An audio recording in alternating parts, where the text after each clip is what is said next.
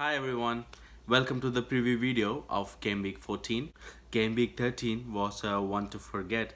I didn't even bother checking my rankings after the game week got over. The one thing I regret is I contemplated until the last moment to bring in Sterling for Mane. It didn't somehow seem the right move. Like Mane, I expected Mane to provide some returns, so I thought the damage wouldn't be severe. The last thing I wanted is Mane to score a brace and Raheem to be benched. So I held on with Mane, and that did cost me a hell lot of points. Mane did deliver 9 points, but still. I could have done a lot better with the Sterling move. So let's move on to game week 14. These are my score predictions. I expect Cardiff to win. There's no better time to play Wolves than at this very minute. But I really think they could go on and lose another game here. Cardiff might just nick it. Palace should have scored at Old Trafford by all means. Zaha hit the post and Townsend missed the goal by an inch or so. They were unlucky, and Burnley also lost at home to Newcastle, and they're just hovering over the relegation zone. So Crystal Palace are usually strong at home and they're defensively solid. So I expect them to score and win with a clean sheet. I also think Huddersfield might also win this game. They should be full of confidence from winning 0-2 at Molyneux. I think they should build up on that form and win again. Brighton are usually terrible away from home, so there's a good opportunity for Huddersfield to win this game week. And when was the last time Leicester won at home? Was it probably game week 6 against Huddersfield, I think? I don't think they won any home games after that. I'm not really confident with the way they are playing, and Watford seems to be playing very good football. They could probably go on and nick a draw at the King Power. Moving on to the Manchester City game, I think it's going to be a routine 3-0 or 4-0 win to Manchester City. I also expect Newcastle to continue their winning run. They should probably, it should be a low scoring game, and Newcastle should win by a 1 goal margin. They're usually very strong at home and they seem to be building up the form. So I expect them to win against the Hammers. And if Marco Arnautovic is fit, of course he's always a threat and he might nick in a goal for the Hammers. Southampton played pretty much a weaker side over midweek, and Manchester United had to dig in deep to win. I think it's going to be a similar scenario this weekend with United digging in deep to get a late win.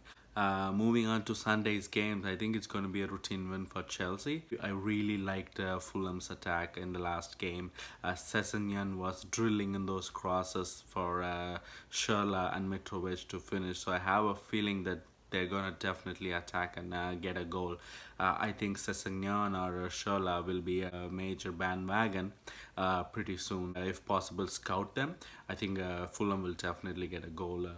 Or go very close to getting a goal this game week. Considering the fact that Arsenal will rest most of its main 11, and Spurs have played their main 11, and the fact that the game is at the Emirates, I think Arsenal do have a slight edge over Spurs in this game.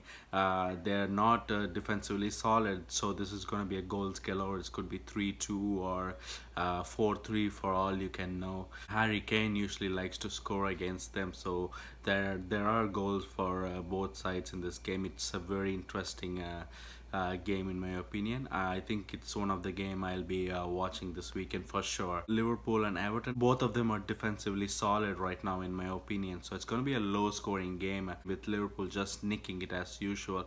It's probably a penalty or a Mo Salah masterclass.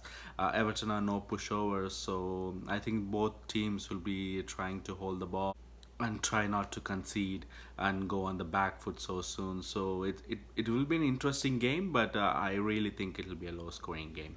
So these are my score predictions for this game week. Moving on to the gem of the week, I think Palace attacker Wilf Zaha is my FPL gem of the week. He had 4 shots against Manchester United.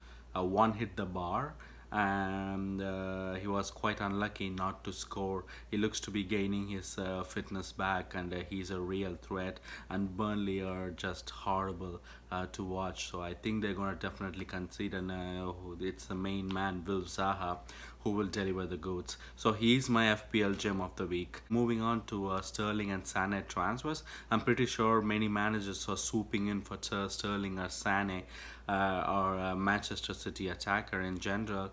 But keep in mind that there's a chance, that's a very good chance, that Sterling or Sané or even both of them will be rested this game week or over the midweek or in the next few game weeks for sure.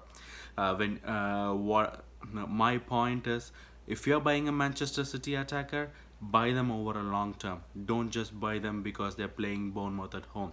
Buy them over the long term. Even if they are benched, they're gonna reward you long term. And if you're captaining them, make sure you give the vice captain to a player who's gonna surely play 90 minutes. I wouldn't, for example, captain Sane or Sterling this week and give the vice captain to Hazard, who's an injured out. It has to be somebody like Salah or Kane. Moving on to Captain Obvious and the cheeky captain choice. I think the obvious captain this week should be a Manchester City attacker, probably Sane or Sterling, or even Aguero. If Jesus is still injured, then there's a big chance that Aguero might start, and he's usually very good at home, and he might go on and score that hat trick. So it has to be a Manchester City attacker as the obvious captain choice this week. However, the cheeky punt, the cheeky captain choice for me this week is Sir Harry Kane. It might be finally the week that he announces to the FPL world that he's there to be considered over the busy Christmas schedule. And this is one of the games that he'll be so pumped about. And it's Mike Dean who's the referee for this game, and he absolutely loves to dish out penalties. So I think he definitely will get an attacking return this game week. So he's my cheeky differential captain choice. Finally, one last thing about choosing the right players during this holiday schedule. It's when you're doing a transfer, I would highly recommend and suggest you to pick a player who is least likely to be rotated. If you look at the stats, there are teams that made least changes over the season. Chelsea, Wolves, Palace, Bournemouth, for example. Manchester City is there, which is a huge surprise considering the Pep roulette. But again, you get my point, right? I think it'll be wise for you to invest in players who's least likely to be rotated over this busy holiday season. Make sure that they have every chance to play in every single game, like a Wolves player, Jimenez, or Kane, or Alonso, Zaha, or Callum Wilson. So these are my thoughts going into the holiday season. It is really my favorite month. December is my favorite month of the season.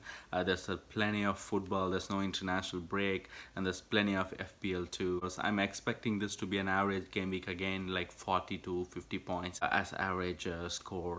That's it. Thank you for watching my video. Please make sure to subscribe this video, like and subscribe, and even comment if you have any questions or if you'd like to leave a feedback. Thanks for your support. Cheers.